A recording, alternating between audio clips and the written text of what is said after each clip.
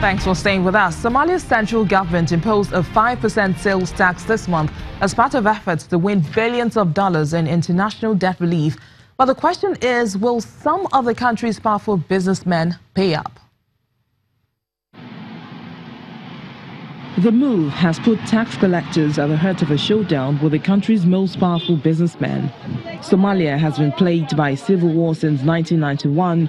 And the cash-starved, UN-backed government in Mogadishu is desperate to claw in the revenue it needs to pay staff and provide services like security.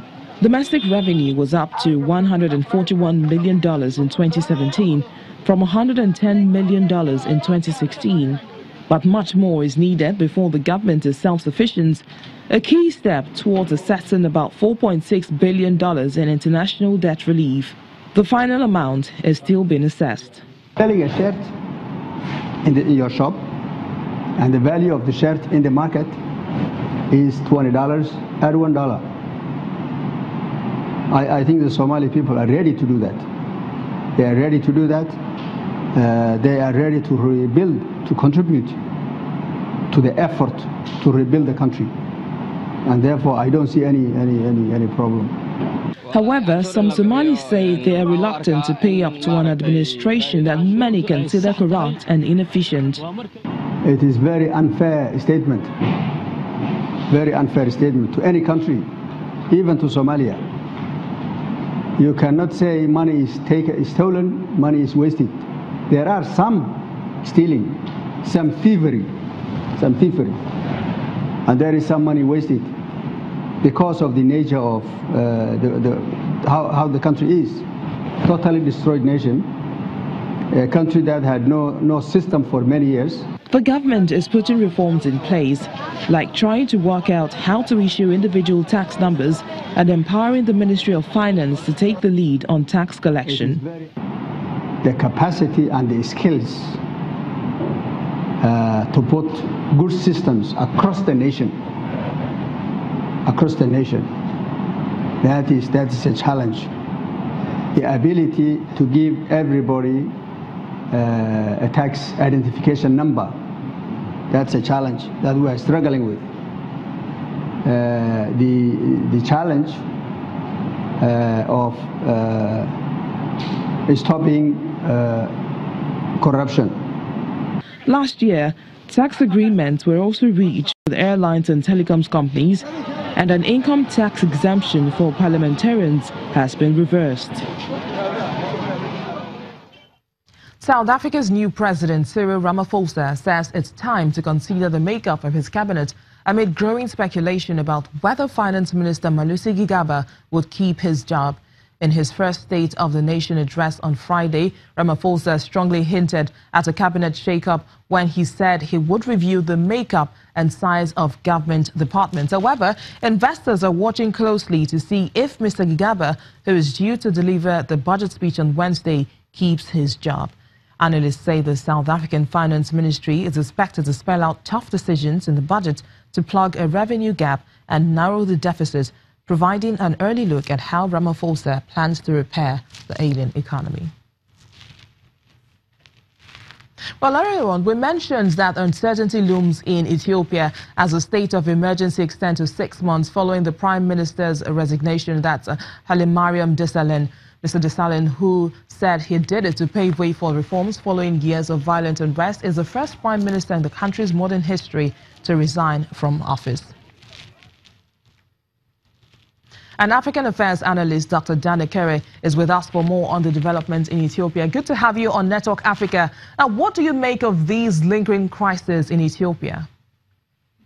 Well, thank you for having me. I think that we could see that as one of the learning processes that we used to refer to it here in our political parlance. Now, what is happening in Ethiopia is one crisis that you could say it's a function of political immaturity. You find a situation in which, some persons come to office by virtue of the greed of what they have, what they intend for themselves and not what they can deliver. And then you equally find a situation in which the winner takes all, that kind of situation of politics that will play, makes it in such a way that a lot of people find out at the end of the day that the system does not benefit all of them. And so there will always be crisis. The waves of crisis as it is today is something that you should expect by virtue of the way and manner the government has been handling affairs in Ethiopia. Now, what came to your mind when you heard about the recent resignation of the Prime Minister, Mr. Desalegn? Do you think that it was the right thing to do? Certainly. For me, I think it was the right thing to do. In fact, there are a lot of people who believe that he was not in charge. That is a kind of person who could be manipulated by, the various political, camps, such that he seemed not to be that focused. He wasn't too firm. He wasn't firmly in charge of government. And he wasn't actually carrying government in such a manner that people could feel, yes, the sense of belonging, the sense of productivity, the sense of uprightness, in governance. And as a matter of fact, you find out that the people were not better off. So at the end of the day, they said that was the way to go. And there was that pressure on it. But one lesson we need to learn from it quickly is the fact that it is coming, the wave of resignation now that it has started in Africa. I think it will do us a lot of good, really, because we've got to a point where people who know that they cannot do something should resign. But except that in our case, it has to do with serious pressure, serious political protests and the rest of it. I think we shouldn't really wait for that. When you do something to people and listen to them, find out whether the people actually appreciate what you are doing, whether what you are doing is in line with their own aspirations, then you should know when to draw the curtain. A state of emergency was declared some days ago, and that was after the Prime Minister resigned. Will this declaration help quell this violence? Well, the declaration, to some extent, yeah, it will quell it a little, because when there's a state of emergency, you discover that movement will not be as free as it would ordinarily have been. So to that extent, yes, but that is not a permanent solution. As we speak, you can say, with any sense of, without any sense of doubt, that Ethiopia has no leadership. The man who has resigned, who says, okay, I will still be on the seat until a successor or a replacement is found, is as good as not being there, because the vote of confidence is as good as no vote of no confidence.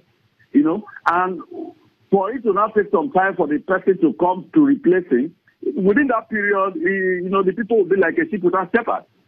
So to that extent, you can say that it is not going to be the Uhuru they are looking at. So it's not a solution, really.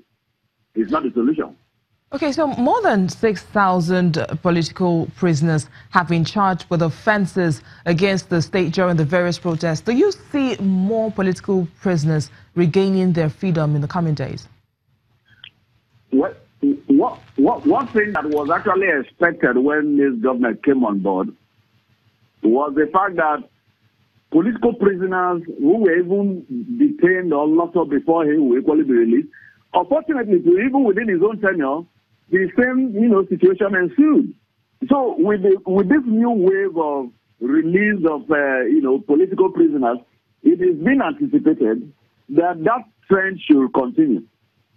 Why will you detain over 6,000 people who have not committed any crime other than political agitations and what have you, rather than being an opposition? It is not a crime to be an opposition. We should understand the importance of opposition. No society, no political, no democracy can actually survive without a virile opposition. So I am thinking that with this development, more people will be released. More people will be released. And that should be the way to go. Otherwise, the crisis will continue. Just before you go, Dr. Kerry, many Ethiopians say they believe that the protests would pave way for better freedom and democracy for the country. Do you share the same sentiments? Indeed, I do. Indeed, I do. Because you could see, the protest has already started yielding results. Part of the result is the resignation of the president, the prime minister.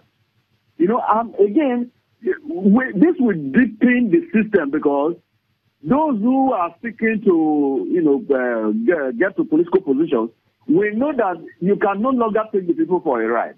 That sovereignty is actually with the people. And so if you fail to deliver with all your political, with all your security instruments, the people will continue to protest and there will be no peace. And once there is no peace, what are you doing on the peace? So I'm thinking that this is going to set the pitch for, a greater, the strengthening and deepening of democracy and even freedom. So I believe strongly that is the way to go. But then we must be guided so that hoodlums and, overzealous camps do not capitalize on things like this. But I think it's the way to go, really. Many thanks, Dr. Danny Kerry, for sharing your thoughts with us on Network Africa. And that's where we end today's show. Thank you for watching. I am BC Adebayo.